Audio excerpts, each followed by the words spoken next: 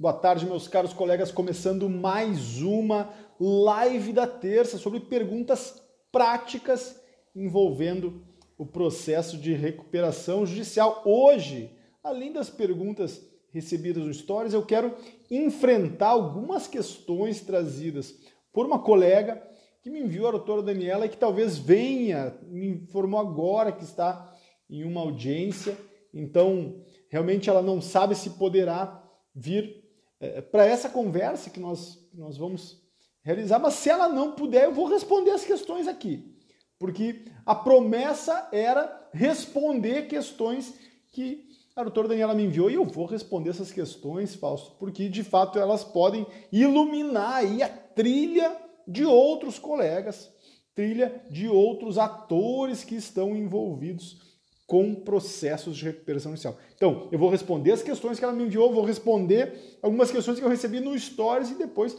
quem tiver quaisquer tipo de perguntas, né, inflexão no plural, também traga para cá que nós vamos bater papo sobre questões práticas de recuperação judicial, tá bom? Então, a ideia é responder questões do ponto de vista do credor. Essa é a primeira pergunta.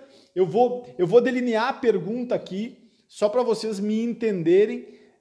Depois vou abordar uma outra pergunta que eu recebi há pouco tempo e nós vamos aprofundar as questões que a doutora Daniela encaminhou. Olha só, primeira pergunta sobre o prazo de habilitação perante o administrador judicial e perante o juízo. Segunda pergunta, não tem certidão, como é que faz? Justiça especializada. Terceiro, e o crédito do advogado? E o crédito dos honorários de sucumbência? Quarta questão, olha só, não figuro no quadro de credores. Como eu faço para entrar nesse quadro? A boa-fé deve reger as questões que envolvem a verificação dos créditos. Então, é possível alguma medida? Então, e ainda o juiz deve determinar a publicação do edital sem eu figurar? Essas são algumas perguntas sobre o lugar do credor, especialmente o credor trabalhista. Mas eu quero iniciar já respondendo ao Dr. Vitor Rodrigo, que me enviou uma questão sobre falência. Quero responder, meu velho, aqui, aproveitar a sua chegada aqui e já enfrentar o tema. Olha só, a pergunta que o Vitor me enviou é mais ou menos o seguinte: Marcelo, como é que eu faço para comprar ou para alienar bens em uma falência? Em uma falência, mais ou menos essa pergunta, né, Vitor? Confirma aí, meu velho. Tudo bem, Tony? Tudo bem? Aí, Tom, tudo bem, gente? Olha só, como é que eu faço para vender, para comprar bens em uma falência? Excelente pergunta. Ela navega na Lei 11.101, a despeito de não tratar precisamente a recuperação judicial, mas quem trabalha com recuperação judicial também trabalha com falência, que também trabalha com recuperação extrajudicial e também trabalha com negociação preventiva, né, Fausto? E é nesse mar que a gente navega. E assim, bons timoneiros navegam em todos os mares. Então, quem é um bom navegador não escolhe o mar que vai navegar. Perfeito? Então, Vitor, seguinte, cara, visita o artigo 139 seguintes da Lei 11.101. Tudo bem, Basílio? Visita o artigo 139 seguintes, tá bom? Por quê? Porque não é necessário que os bens que integram uma massa falida, não é impositivo que esses bens sejam vendidos por leilão. Não é a lei não impõe como única modalidade de alienação dos bens o leilão. A lei vê essa como uma possibilidade, mas há outras alternativas para a massa falida que o juízo pode determinar, e isso você pode ter com bastante carinho. Marcelo, me explica melhor, mano, me explica melhor. Olha só, cara. Olha só, Vitor. Deixa eu ler com você. Cara, eu abri até aqui a Lei 11.101, já para a gente resolver essa questão com bastante facilidade. Olha só. Olha só, artigo 142,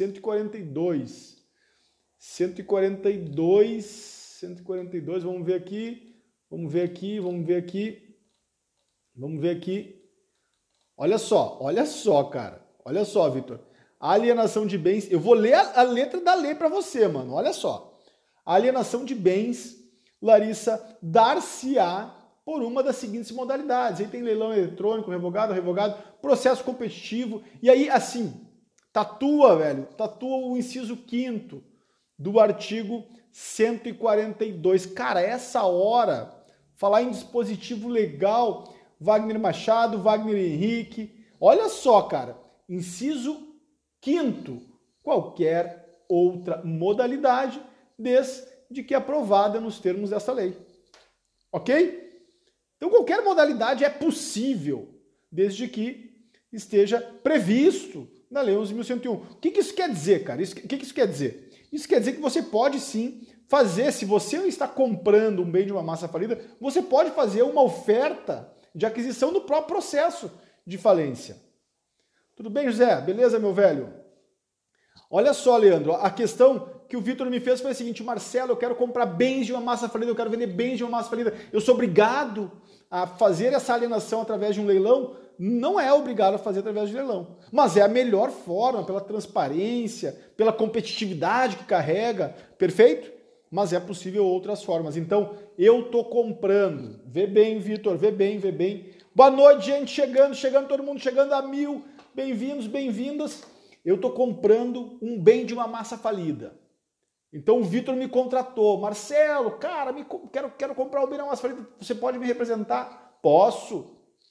Converso com o administrador judicial, vejo a possibilidade dessa aquisição e olha só, junto ao processo uma proposta de aquisição ou da massa falida como um todo, que seria um sonho para o administrador judicial, o que seria um sonho para o juiz, ou uma proposta relativa ao bem particular. Agora, a sacada. Olha só. Quero comprar um imóvel. Vamos ler aqui, Vitor.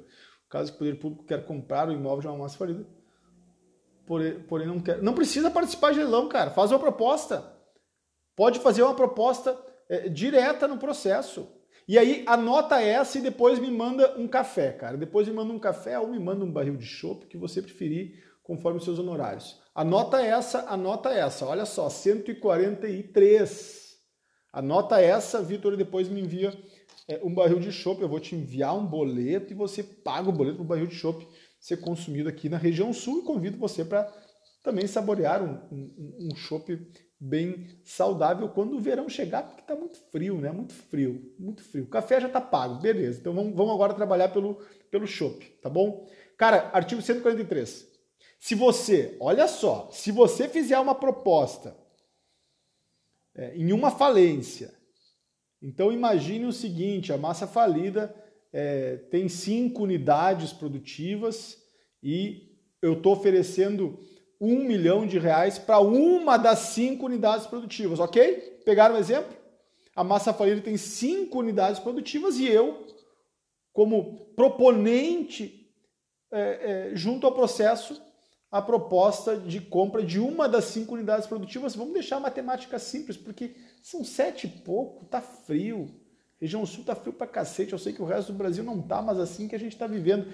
Então, olha só, o Tony tá com 28 graus aqui e faz questão de jogar isso na minha cara, meu irmão. Meu Deus do céu, que coisa boa, cara, que coisa boa. Depois toma esse barril de chopp.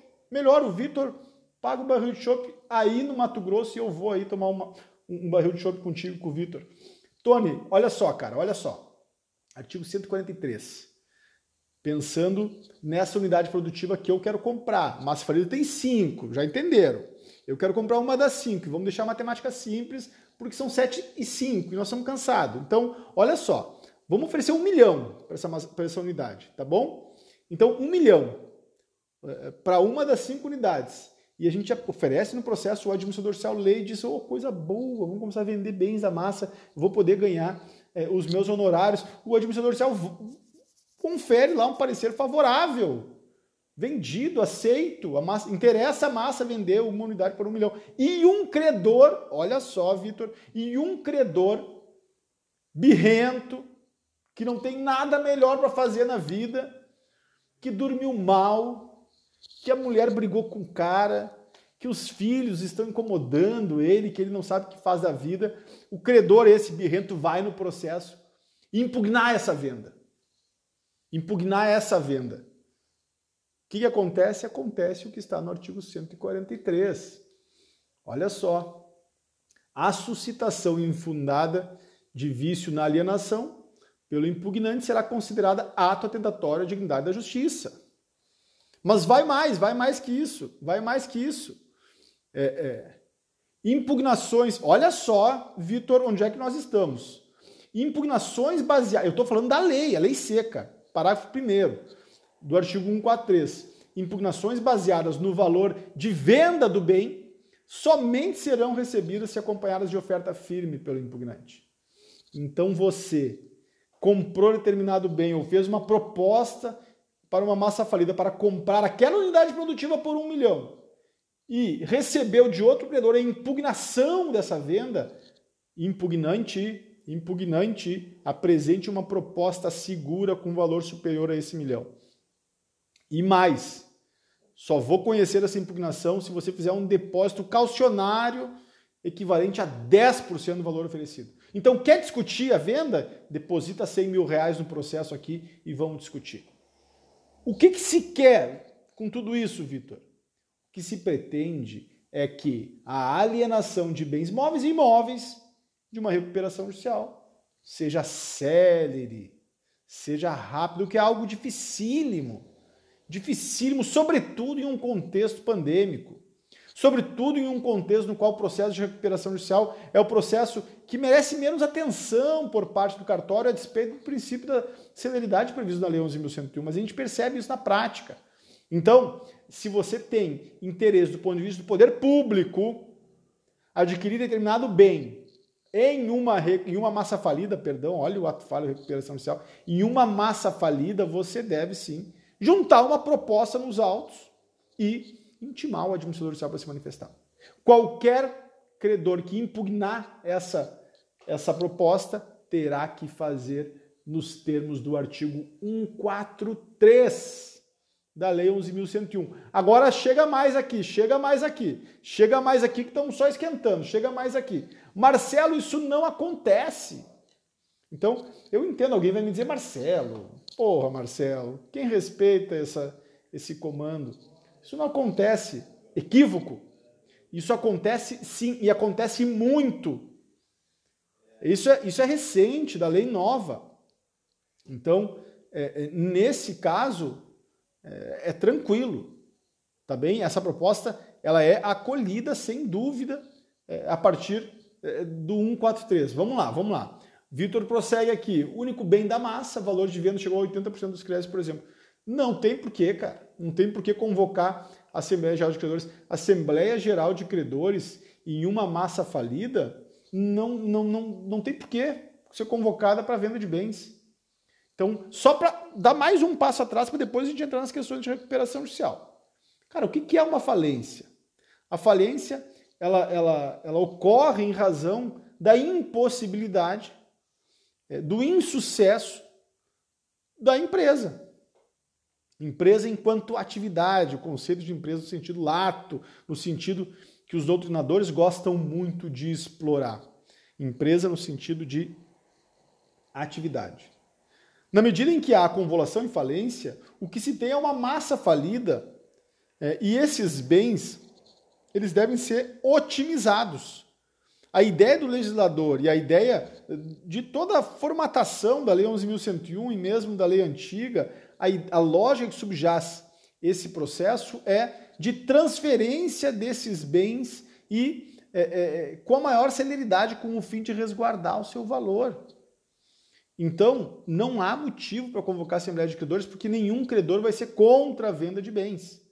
Marcelo, mas há credores que são contra a venda de bens. Se há, é porque esses credores são proprietários dos bens. Por exemplo, proprietário fiduciário, proprietário, por exemplo, tem garantia real sobre os bens. Nesse sentido, há aí um ruído a ser aparado, mas a lógica da falência é a alienação dos bens, tá bom? Então, fechado, Vitor, essa questão, correto?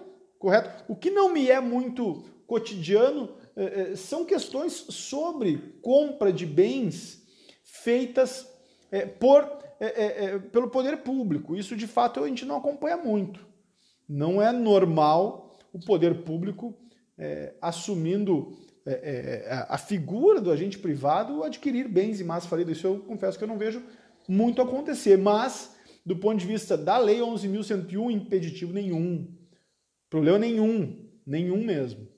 Tá bem? Então, agora vamos lá. Olha só, credor trabalhista, nesse caso, em recuperação judicial. As perguntas que eu recebi, vamos para elas. Olha só. Marcelo, esclarecido, né, Vitor? Vamos tomar esse chopp lá no Mato Grosso. Vamos fazer isso por lá. Tá bom? Então, olha só, Marcelo, prazo de 15 dias para habilitação perante o administrador judicial expirou. É um hospital. Depois eu vou retomar a pergunta. Vamos seguir um pouco mais aqui então. Olha só, é um hospital que o poder público quer adquirir. O hospital faliu, cara. O hospital faliu. Olha só que interessante, cara. Fechou. Valeu a nossa conversa, cara. Fechou essa roda. O Fausto está nos assistindo aqui também, está convidado. Quem mais quiser participar, só diz um ok aqui, vamos fazer essa rodada de chopp lá no Mato Grosso. Mas olha só, cara, o hospital, será que vale a pena? Né? Bom, podemos conversar muito mais no privado, muito mais. Me envia mais questões sobre essa no privado, eu faço questão de ajudar aí. Mas é possível tranquilamente. Provavelmente o poder público talvez tenha o poder público créditos a receber, e aí nós começamos a construir um quebra-cabeça, cara, em outro patamar, viu? Só para a gente pensar nisso. Pô, e você, como administrador judicial da massa, pode, tendo em vista o interesse público de um hospital, pode aí fazer um jogo bem interessante. Tá bom? Vamos lá, então. Questões. Olha só, Vitor. Olha só, vamos pensar, então, nas questões que surgiram aqui sobre o credor. O credor me disse o seguinte: Daniela me enviou essas perguntas. Doutor Daniela disse: Marcelo, o prazo de 15 dias para habilitar com o administrador judicial expirou. A RJ encontra-se na fase subsequente, na qual o administrador vai publicar o edital do parágrafo 7º, artigo 7º, parágrafo 2º. Né? Parágrafo 7º é para ter problemas aqui. Então, o administrador judicial ainda não juntou esse quadro. Por outro lado, tanto o crédito do meu cliente, da seara trabalhista, quanto o meu crédito como advogada, referindo-se aos honorários de sucumbência, não figuram na recuperação judicial. Então, o que eu faço? Vamos lá. A primeira questão importante: você deve ter este crédito na seara trabalhista devidamente liquidado. O que significa liquidação? Significa que não basta uma sentença com trânsito em julgado na Justiça Especializada para habilitação na recuperação judicial. Você deve ter a liquidação para saber precisamente quais os valores que devem figurar na recuperação judicial. Então esse é o primeiro detalhe. Marcelo, não tenho ainda a liquidação. Então impulsiona esse processo e faz a liquidação. Para quando? Para ontem. Já deveria ter feito. Mas, bom, essa é a primeira questão. Depois, bom, Marcelo, eu tenho a liquidação, eu tenho o cálculo liquidado aqui. Como é que eu procedo? Bom, se você tem o cálculo liquidado, você pede para o juízo da recuperação da Justiça do Trabalho emitir. Eu sugiro duas, mas uma já seria suficiente. Duas certidões reconhecendo esse passivo trabalhista. Uma certidão relativa ao seu cliente e outra certidão relativa a você. Já distingue aqui. Tá bom? Então, uma certidão relativa aos honorários de sucumbência e outra certidão relativa aos honorários do seu cliente. Buscou essas duas certidões. Marcelo, como é que eu peço essa certidão? Vai no cartório. Agora, enfim, com esse cenário de pandemia, está difícil ir no cartório, mas envia um e-mail, conversa com o pessoal, ou peticiona mesmo a emissão de duas certidões ou de uma certidão dispondo dos dois créditos, tá bom? Simples. O cartório vai adorar fazer essa certidão. Por quê? Porque na medida que o cartório fizer essas certidões, ele vai baixar o processo. Porque na realidade, a reclamatória trabalhista foi até aqui e como são créditos que se submetem à recuperação judicial, você vai discutir esses créditos na recuperação judicial, tá bem? Por isso é fundamental fazer esse procedimento na justiça especializada. Fechou, compreendemos. O que se faz em seguida? Quem não conhece o processo de recuperação judicial, em geral, junta uma petição de habilitação no bojo do processo. Requer a habilitação do presente de crédito na forma de certidão e junta no processo, enfim. Né? Isso, do ponto de vista técnico, é de uma ignorância assim atroz. Chega a irritar. Por quê? Porque habilitação de crédito e impugnação de crédito deve ser feito em autos apartados, para fins de não tumultuar o feito. E quando eu digo não tumultuar o feito, é exatamente essa expressão que revela o que acontece do ponto de vista fático.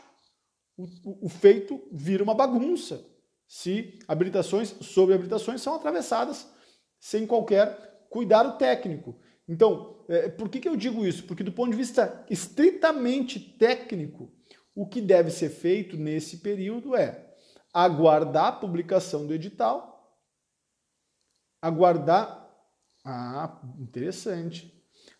publicação do edital e quando publicado o edital, você pode dirigir uma impugnação de crédito. E essa impugnação, na verdade, de crédito é uma habilitação retardatária do crédito.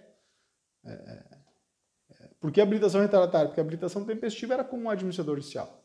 O Vitor chama a atenção aqui que recomenda que se faça apenas uma certidão, tendo em vista a possibilidade de recolher 2 vezes as custas. Tudo bem, faça uma certidão ou 2 certidões. Agora, o que é importante é que se tenha clareza dessa certidão. Sem a certidão, você não vai navegar na habilitação. Tá bem? Do ponto de vista técnico, o que é o correto? Do ponto de vista técnico depois da publicação do edital, do artigo 7º, parágrafo 2º, nos 10 dias subsequentes, se fazer uma impugnação ao Código de Credores para figurar os créditos que nós estamos aqui falando. Tá bem? Crédito do trabalhador e crédito dos honorários de sucumbência. Pode-se fazer na mesma peça processual? Claro que pode. E juntar as 2 certidões, Vitor, nesse sentido que eu estou referindo, que eu estava pensando, mas você tem lógica isso que você está dizendo também. Então, feito essa impugnação, quase impossível ser rechaçada pela recuperanda ou pelo administrador judicial. Resolvida a questão. Perdeu os 10 dias. O crédito trabalhista, em razão da sua natureza, tem especial relevo na recuperação judicial. Então, se você perdeu o prazo desses 10 dias, você pode sim fazer uma habilitação retardatária, uma habilitação a qualquer tempo. E o crédito trabalhista, vê bem, o crédito trabalhista é o único crédito cuja habilitação retardatária não implica na perda do direito de voto na Assembleia de Credores. Isso também é muito importante. Então, você vai fazer esse movimento que eu descrevi aqui com a ajuda do Vitor, tá bem? Então, feito todo esse movimento, qual é o passo seguinte? O passo seguinte, na verdade, não é de natureza estritamente jurídica.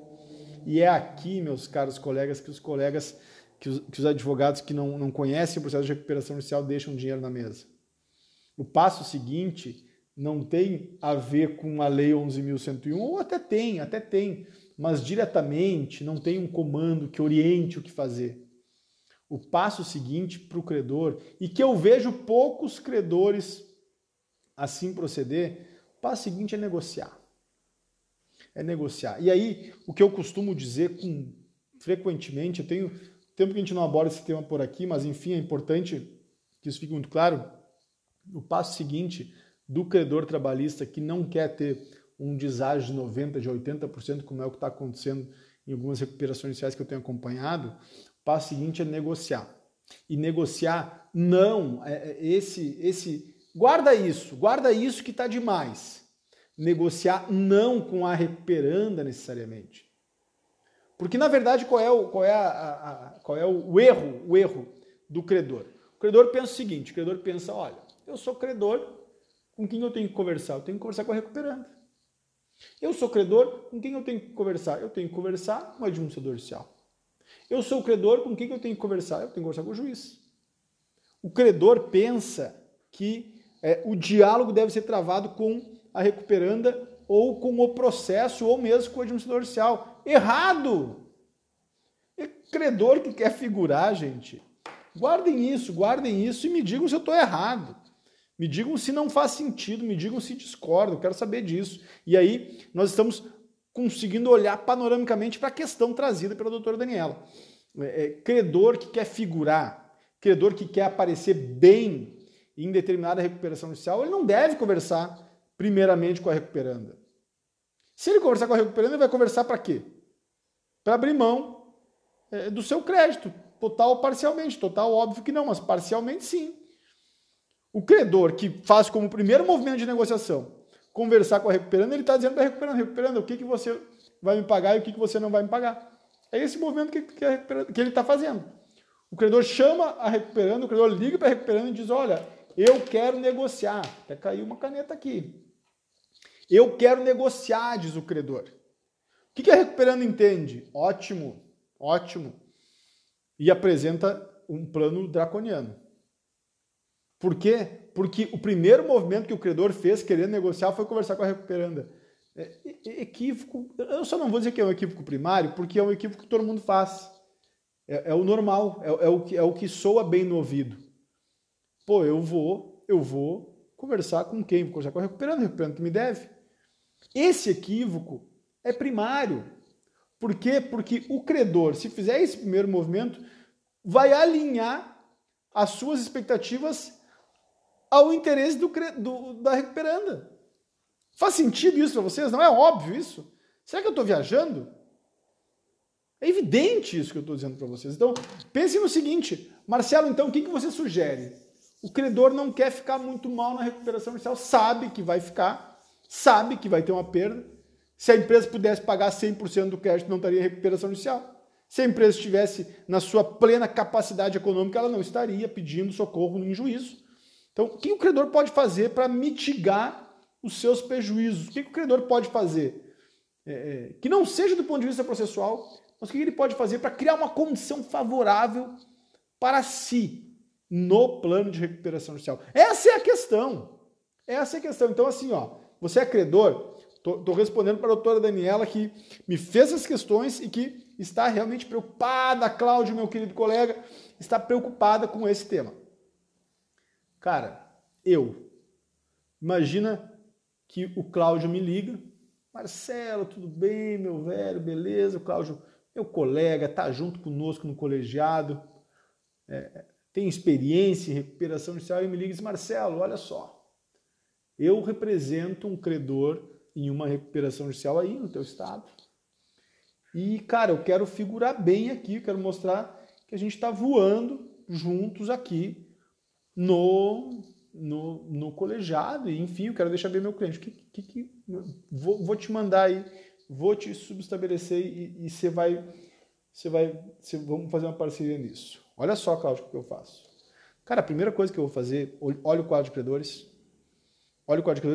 analiso em que lugar que está o meu cliente, o nosso cliente, em que lugar, quem são os outros credores relevantes desse quadro de credores, qual a relevância que eu, enquanto credor, tenho nesse quadro de credores, e, ato contínuo, eu vou conversar com os outros credores estratégicos. Isso é um jogo sério, isso é um jogo pesado. Eu vou conversar com os outros credores que podem, junto comigo, fazer diferença na votação de um plano de recuperação judicial. Eu vou entrar em contato com os outros credores, buscando fortalecer, em última análise, sendo bem direto, fortalecer a minha posição. Porque sozinho, gente, sozinho, vamos falar bem a verdade aqui, sozinho, o credor não é ninguém em uma recuperação judicial. Se o credor não for central em uma determinada classe, o credor não é ninguém. E mais, na classe 1, credor trabalhista, nenhum credor é forte sozinho. Por quê? Porque o voto na classe 1, melhor dizendo, o voto da classe 1, não se faz, não se apura a posição dessa classe de acordo com o valor do crédito, mas de acordo com o número de credores. Dizendo isso, o que eu quero dizer? Se você tem 10 credores trabalhistas, um tem o crédito de 1 milhão e os outros 9 têm créditos de R$1.000, os votos dos 10 têm o mesmo peso. Então, como é que é, Marcelo? Você tem 1 milhão e 9 mil habilitados na classe 1 credor trabalhista. 1 milhão de um credor, 9 mil de 9 credores, cada um com R$1.000. Como é que faz? Nesse caso, o credor que tem o crédito de 1 milhão tem o mesmo poder de decidir sobre o plano de recuperação judicial que o credor que tem o crédito de R$1.000. Agora, como é que faz? Como é que esse credor... Olha só que pergunta boa para a gente aprofundar e dividir a criança do adulto, dividir o amador do profissional, dividir quem gosta de brincar e quem trabalha sério. Olha que pergunta que eu vou fazer para vocês, que é uma pergunta que deixa todo mundo instigado. Quem não ficar instigado com isso, vai para outro mercado, vai para outro ramo, faz outra coisa, esquece a recuperação judicial. Você foi contratado por esse credor que tem 1 milhão para receber. Você foi contratado. Então, Marcelo, eu tenho 1 milhão para receber na classe 1, credor trabalhista, mas tem outros 9 credores que tem R$1.000. O que eu faço?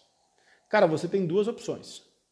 Uma, aceita o deságio de 90% no mínimo que você vai ter no seu crédito. Aceita. Não tem o que fazer mesmo. Ou, ao invés dos credores que têm R$1.000 para receber, você oferece 10 mil para cada um. Do seu crédito. Oferece 20. Oferece 30. Como é que é, Marcelo? Olha para mim aqui. Você tem 10 credores, 9 com R$1.000 para receber e você tem 1 milhão para receber. O que você faz? Você cria uma estratégia de se posicionar na classe 1. E se for preciso comprar créditos de modo lícito, o mercado de compra e venda de créditos é absolutamente lícito. Não tem problema algum. Acontece todo o tempo, todo dia, especialmente nas instituições financeiras. De acordo com a reforma da Lei 14.112, é possível também comprar e vender créditos e vai se manter a mesma natureza. Então, se eu estou nessa posição, eu chamo os outros credores e converso com eles. Olha, vocês têm R$1.000 para receber. Quanto vocês querem para vender o crédito? Querem receber agora esses R$1.000? Eu pago agora esse crédito. Mas, querem caminhar comigo e receber integralmente um pouquinho mais? Vê bem, Cláudio. Nesse caso, seria necessário apenas dividir uma parcela do crédito. Se eu tenho 1 milhão, que tal eu pensar em 200 mil desse 1 milhão, eu dividir com esses outros 9? E eu não preciso nem os 9, eu posso buscar 5 ou 6 credores e convencer cada um de vocês terá 20 mil que eu vou pagar se alinharem o voto de acordo com as minhas expectativas.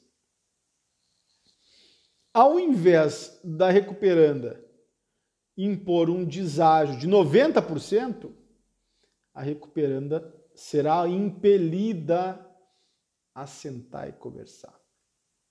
A recuperanda perceberá que aquele desequilíbrio, aquela assimetria de poderes perceptível no quadro anterior já não se coloca tão claro nas situações que eu aqui descrevi. Por que não se coloca? Por uma razão.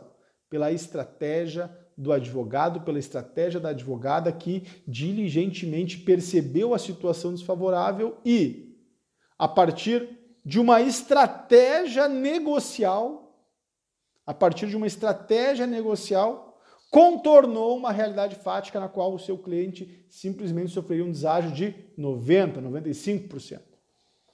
Então, nesse sentido, vê bem, capacidade jurídica, por quê? Porque se analisou a fase do processo, se analisou a verificação dos créditos, se fez diligentemente o que deveria ser feito no processo trabalhista, né? Capacidade jurídica, técnica e seguida por capacidade, por competência negocial, competência estratégica, que permitiu ao credor que já estava contando com um deságio absurdo, permitiu ao credor receber quase que integralmente, nesse exemplo hipotético que eu aqui sugeri, quase integralmente o valor do seu crédito. Marcelo, mas é impossível o pagamento integral da classe 1. Mais ou menos, devagar com dor, precisando de barro. Quer ver uma coisa?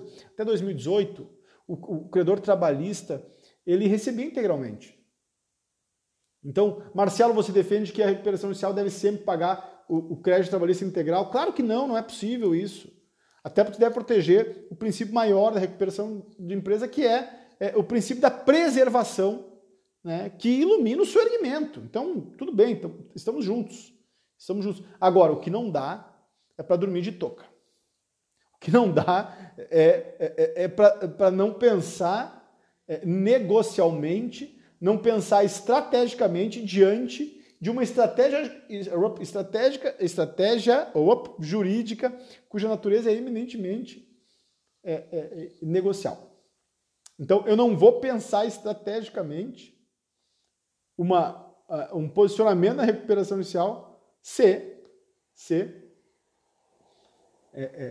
recuperação inicial é igual à estratégia de negociação. Eu acho que eu vou ficar bem em uma recuperação inicial deixando de lado a negociação e a estratégia. Ora, somos todos adultos aqui e não dormimos de touca, tá bem? Fausto, olha só, se houver 4 classes, cara, olha só, 4 classes, a que reprova, na forma do artigo 58, ela deve ter aprovação de 1/3. Então, a classe que reprovou, se eu vou tem 2 formas de aprovar um plano, não é? 2 formas. A forma do artigo 45, se eu não estou enganado, 45, todas as classes aprovam, acabou. Carimba lá, aprovado, homologado, tchau. Forma convencional. A forma que eu recomendo. Então, vai trabalhar com a recuperação inicial? Cara, faz o seguinte, faz um esforço, se dedique, tenta aprovar o plano pelo artigo 45, tá bom? O artigo 45 é bem simples. Eu vou aprovar um plano de acordo com cada classe. Classe 1, mais de 50% da prova. Classe 2, mais de 50%. Classe 3, mais de 50%. Classe 4, mais de 50%. Claro, na classe 2, classe 3 é o valor do crédito, né? Que diz respeito. Na classe 4, classe 1 é o valor e na verdade, a classe 1, o número de pessoas, tem os detalhes ali que a gente até aborda com profundidade no treinamento avançado na recuperação inicial, mas agora não é a ideia. Então, eu recomendo que aprove por aí. Vai por aí, cara. Aprova no artigo 45. Se agarra no 45. Vai lá no 45 e vai junto lá, aprova ele lá, cada classe, não se incomoda, vai dormir tranquilo, vai dormir na boa. Tá bem? O jogo terminou, a Assembleia, o jogo já terminou, né? Então, cara, o Fausto chama atenção nesse detalhe, porque no treinamento avançado em recuperação judicial, o título do módulo relativo à Assembleia o jogo já aconteceu, cara.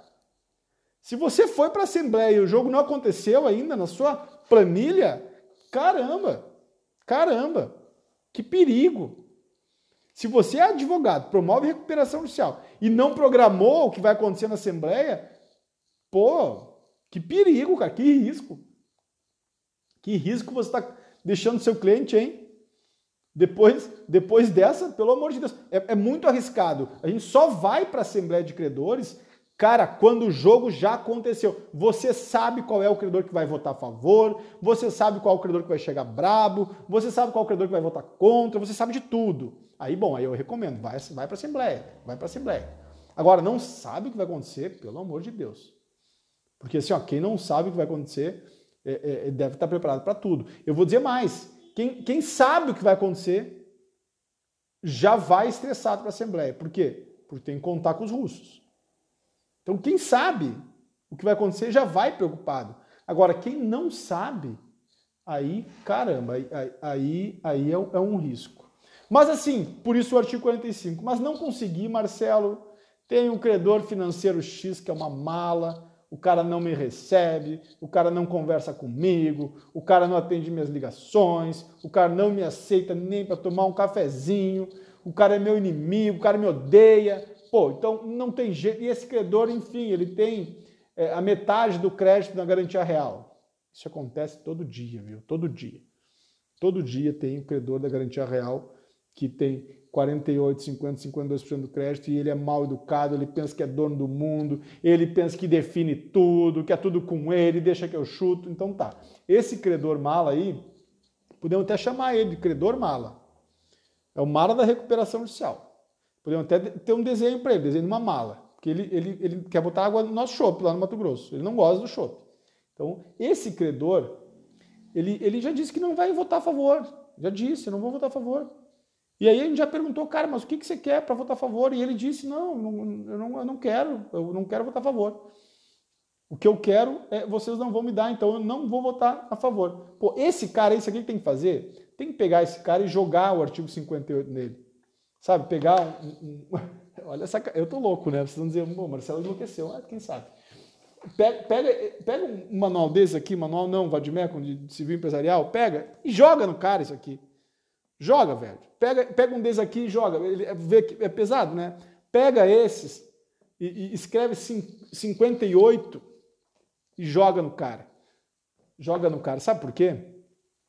Porque, e se tiver um livro maior, ô Cláudio, pega o manual de execução, cara, na hora que a gente assista aqui atrás, deixa eu ver aqui se a gente consegue ver ele. Pega o manual de execução ali, né? Ou pega o manual do Gilmar Mendes, constitucional, pega um desses pesados, cara, e joga nesse credor. Porque, pelo amor de Deus, eu tenho 48%, eu não vou negociar, eu não quero deságio, eu não quero alongamento, eu não quero carência, e eu quero atualizar os valores de acordo com o contrato. Porra, velho, se pudesse fazer isso, não estava em recuperação judicial. Pelo amor de Deus. Vai ler o artigo 47, lá não incomoda. Mas, enfim, nessa condição, o que você faz? Aí vamos para o artigo 58. Mas, e esse mas é fundamental, o artigo 58 não é igual a não ter estratégia. Eu já vi colegas pensando o seguinte, pô, já que eu não aprovo, olha só que loucura, e daqui a pouco nós vamos ter que acabar com essa conversa, porque a gente já está há um bom tempo, mas tá bom demais. Quem está gostando, dá um ok aí, quem está gostando, aperta o coraçãozinho, manda abraço, beijo, manda algumas coisas para a gente se aquecer nesse frio do cacete que está no Rio Grande do Sul. Então, olha só, eu já vi colegas dizendo o seguinte, Marcelo, eu não conseguia aprovar no 45. Eu não conseguia aprovar em cada classe. Então eu vou ver o que vai acontecer. Olha a loucura, cara. Olha a loucura. Então, assim, ó, eu não consegui aprovar, eu não tenho certeza de cada classe aqui, eu não tenho certeza do apoio. Então vamos ver. Vamos ver, velho? Vamos ver? Que loucura é essa? Vamos ver? Usou droga? O que ele está fazendo? Não é vamos ver. Não. Vamos pelo 58, mas vamos planejar o 58.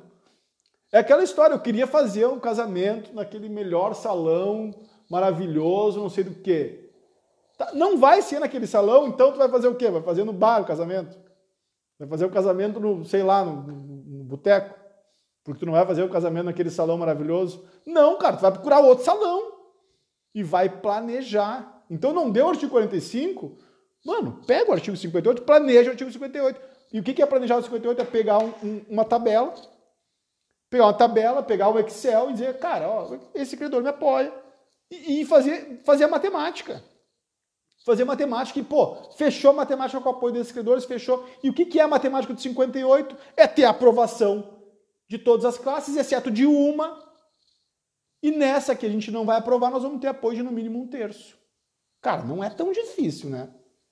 Tem que esquentar a cabeça, mas não é algo de outro mundo. Eu vi uma recuperação, atuando como administrador judicial, eu vi uma recuperação na equipe, como a Jota, era eu que estava confeccionando a ata da Assembleia, não presidindo a Assembleia, do lado estava o pai presidindo a Assembleia, Eu redigindo a ata, acompanhado do credor, uma recuperação imensa, em que imensa, em quase bi de bola, bilhão, e o advogado aprovou o plano via crondown.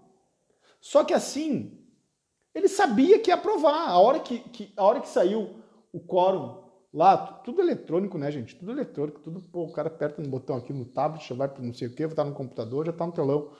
Então, tudo online. Tudo online. O cara teve o credor X que votou a favor, ele já sabia que estava com o crondown, sabia que estava aprovado. Por quê? Porque já tinha feito o dever de casa, tinha feito o tema, tinha feito a caligrafia. Aí o que aconteceu? A hora que apareceu 1/3, o cara comemorou como se fosse gol, mas planejou. Então, não conseguia aprovar em cada classe, mano, crondown, artigo 58. Agora, assim, o 58 eu não vou planejar. Cláudio, meu velho, claro que vai, né? Claro que a gente vai planejar e nós vamos planejar e vamos para cima. Agora, para encaminhar o encerramento dessa loucura, que a gente já jogou um manual, que a gente já jogou um vadimeco na cabeça do credor. Credor da classe 2. Cuidem aí. Aquele credor com garantia real, que tem 48% do crédito, que é uma mala. Credor mala, que a gente chamou, né, Cláudio? Não vamos todo mundo ficar bravo também. Mas nessa loucura. Aí assim, Marcelo, mas porra, não consegui o apoio dos credores, foi a Assembleia, o que acontece? Cara, várias estratégias. Eu não tenho o apoio dos credores, o que eu faço? Eu vou dar só uma dica aqui e vamos encerrar, porque senão vai ficar muito perigoso essa conversa. Então, a pergunta é a seguinte, perigoso mesmo, porque a gente vai abrir algumas coisas que, pô, é complicado. Mas assim, Marcelo, eu não tenho apoio dos credores, eles já me falaram, cara, vai ser muito difícil. Então, o que eu faço? Primeiro, vamos usar a teoria de jogos aqui, de estratégia. Trabalha com a expectativa do seu adversário. O seu adversário, ele tem a expectativa de receber alguma coisa. O credor sempre tem a expectativa de receber alguma coisa. E você tem, na mesa, a possibilidade de não aprovar o plano. Então, essas são as variáveis. Trabalha com elas. Qual é a expectativa que o voto que vai ir contra você tem? A expectativa é, nesse plano não vou receber nada. Então, inverte. Apresenta, fazendo o que eu também já acompanhei quando dizem em recuperações sociais, apresenta a falência. Marcelo, cara, são 7h42, velho. Já está 50 minutos falando aí. Como é que é? Você já perdeu. Você viu que o seu plano não vai ser aprovado. Porque você inventou de juntar um deságio de 80% em todas as classes. E você não negociou com os credores. Então você dormiu de toca. Como é que você aprova esse plano? Você tem duas alternativas de persuasão. A primeira, que eu já assisti e recomendo, mas recomendo para os guerreiros. Então, assim, vista a sua arma dura, vista a sua arma de guerra, coloque o seu colete à prova de balas. Mais ou menos isso, cara. Coloque a sua roupa de batalha, vista o seu kimono, se você for lutador, e faz o seguinte, cara. Dá uma aula de falência. Vai para frente dos credores e diz exatamente o que eu vou dizer aqui. Caros credores, eu quero iniciar dizendo que não fui eu que fiz essas dívidas. Os senhores não me conhecem porque não fui eu que visitei-os. Não fui eu que participei de todos esses compromissos que figuram no Código de Credores. Eu fui chamado apenas para tentar resolver. E é isso que eu estou fazendo. Então, antes de explicar como eu quero resolver, eu quero explicar o que vai acontecer se vocês não aceitarem. Então, vamos imaginar que você ia falar olhando no olho, sabe? Abrir o olho para falar com força, para ter imponência. Se você está prestando atenção no que eu vou dizer, olha só o que eu quero lhe dizer. Eu hoje cheguei nessa assembleia e na tardinha eu vou para casa. Minha vida vai seguir. Eu estou falando da defesa do plano de recuperação draconiano, tá bem? Vocês hoje têm a expectativa de receber o que eu já vou comentar, mas vocês também têm a possibilidade de levar à falência essa empresa. E vocês podem ter interesse em fazer isso com medo que vão receber pouco na recuperação judicial, ou com receio de que não vão receber tudo o que queriam na recuperação judicial. Mas deixa eu contar para vocês o que vocês vão receber na falência. Em primeiro lugar, vocês têm na frente o crédito trabalhista. E isso vai ser prioritário no pagamento do crédito. Então, quer dizer que daqui a uns 3 ou 4 anos ou 2 anos, os credores trabalhistas vão ver alguma coisa. Mas se vocês não são credores trabalhistas, vocês não vão ver nada nesse primeiro momento. Depois disso, quem vai ver alguma coisa será o credor com garantia real. E nesse passo tem o crédito fiscal e tem o crédito extraconcursal. Um deles, aliás, do administrador judicial, que tem um bom valor para receber. E ele vai receber. Além disso, tem os valores do administrador judicial da falência, que também é crédito extraconcursal. E aí, se alguma coisa subsistir, que em 95% das vezes não subsiste, vocês vão receber algo sobre esses créditos.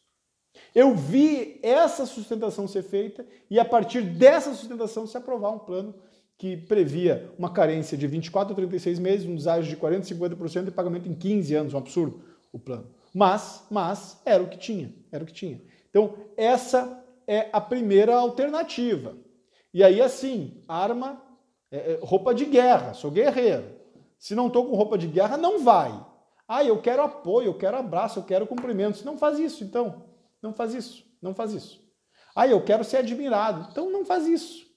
Não vai ser admirado, não vai ter admiração de ninguém. Talvez um louco como eu vai gostar de ver isso. Mas o segundo momento, Cláudio antecipou aqui. A segunda alternativa é desenhar um drama e pedir a suspensão. Se a gente não vai aprovar o plano, o dever do advogado, me diz aí a sua opinião, Cláudio, me diz Kelly, me diz Fausto, se a gente não vai aprovar o plano de recuperação judicial, nós também não podemos reprovar o plano, gente. Então, não existe alternativa de aprovação, não existe condições de apoio. Caramba! Ou articula com o credor para pedir tempo, da forma que o Cláudio aqui indicou, conversa com o credor, diz, cara, pede 30 dias. Ou faz o seguinte, pega o microfone, se tiver uma assembleia com microfone, se tiver um quórum expressivo, e peça a suspensão da assembleia por 120 dias. Ou 180 dias. Tá bom? E aí, o que vai acontecer com os credores? Se os credores estiverem tomando alguma coisa, estou tomando uma água, estou tomando um chimarrão, é possível que os credores queiram pegar o chimarrão, olha que bonito isso aqui, pegar esse chimarrão e jogar no advogado. E isso que é pesado, né, gente? Então, peçam 180 dias, 150 dias. E aí, assim, tudo que vocês pedem, vocês querem receber, se vocês fazem pedidos achando que serão acolhidos integralmente, vocês são alguma coisa, mas não são advogados. Então, peçam 150 dias para alcançar 60. Para alcançar 75 dias. Para alcançar 45 dias.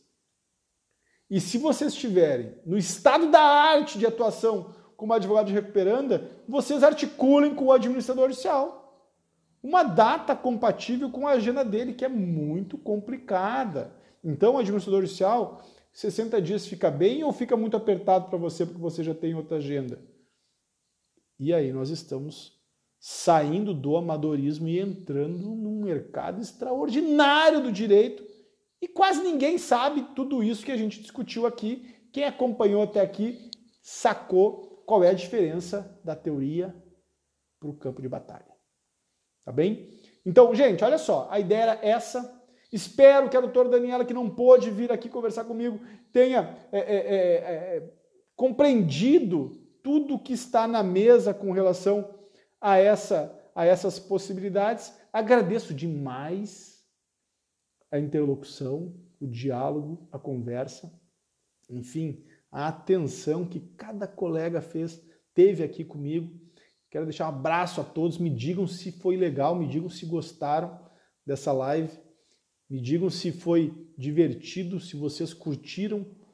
Né? Que coisa doida curtida, né? Quem falava em curtir? Curtir é uma expressão decorrente produzida nas redes sociais, né? Eu curti, não curti. Então me digam aí se curtiram. Curti. Marcelo, eu curti. Eu não curti.